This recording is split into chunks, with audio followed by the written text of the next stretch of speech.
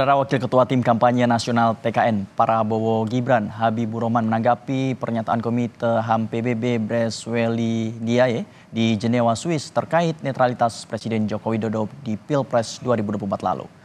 Menurut Habibur Rahman, apa yang disampaikan Bresweli Ndiaye merupakan pertanyaan kritis dan bukanlah pernyataan yang bersifat menghakimi. Dan itu merupakan hal yang wajar dalam demokrasi. Selanjutnya, politisi Partai Gerindra ini juga mengatakan terkait legitimasi pemilu 2024 lalu. Beberapa negara demokrasi seperti Amerika Serikat, Inggris, dan Australia telah mengucapkan selamat karena pemilu telah selesai dilaksanakan. Menurut kami, anggota Komisi HAM PBB tersebut tidak menyampaikan pernyataan yang bersifat judgement. Lebih merupakan pertanyaan yang sifatnya kritis ya. Untuk ukuran internasional, legitimasi pemilu kita sudah sangat kuat ya. Sehingga nggak perlu ada yang dirisaukan. 1-2 orang menyampaikan pertanyaan, menurut saya itu adalah hal yang wajar ya di era demokrasi seperti saat ini.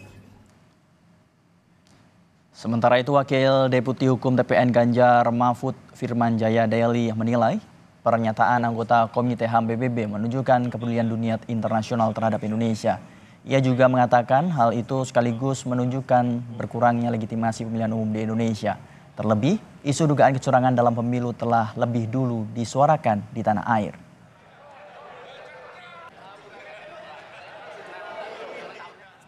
Bahwa dengan adanya pernyataan ini, apalagi bersifat internasional dan berkaitan dengan sidang resmi Dewan HAM PBB, maka ini menyentuh soal berkurangnya, hilangnya legitimasi pemilu Pilpres di Indonesia.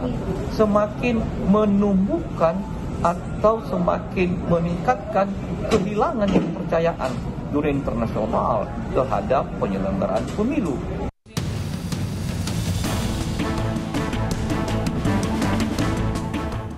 Pelaksanaan pemilu 2024 jadi sorotan di sidang Komite Hak Asasi Manusia PBB di Jenewa, Swiss 12 Maret lalu. Anggota Komite Hak Asasi Manusia PBB dari Senegal, Bresweli Ndiaye, menyinggung netralitas Presiden Joko Widodo pada Pilpres 2024. Brace menanyakan lolosnya Gibran Raka Buming Raka sebagai kandidat calon wakil presiden di saat-saat terakhir. In February 2024, Indonesia held presidential elections. Campaigning took place in the aftermath of a last-minute court ruling that changed eligibility criteria, allowing the president's son to join the ticket of the front-runners in the election. What measures are in place to ensure that high-ranking officials, including the presidents, are prevented from unduly influencing the electoral processes? Are allegations of undue influence under investigation? Pertanyaan mengenai netralitas Joko Widodo pada Pilpres 2024 nyatanya tidak dijawab oleh perwakilan Indonesia yang dipimpin oleh Dirjen Kerjasama Multilateral Kementerian Luar Negeri, Tri Taryat. Ia justru menjawab pertanyaan perihal kebebasan beragama, pengerahan militer di Papua, hingga hak politik orang asli Papua yang ditanyakan Ndiaye bersamaan dengan kasus netralitas Jokowi. In the interest of time and for the effectiveness of delivering the response, I'm going to cluster those questions accordingly. First, on the issue of Papua, that covers a number of issues on the list of inquiries. May I invite Mr. Afif from the Office of the Secretariat of Vice President to address, and Mr. Agung Sumirat to address issues concerning Papua, to be followed by the issues concerning public information and the law on EIT.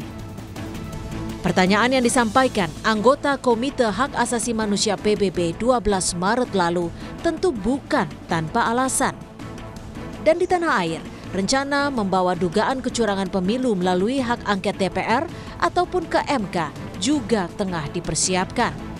Dan ini menunggu penetapan hasil pemilu resmi dari KPU 20 Maret mendatang.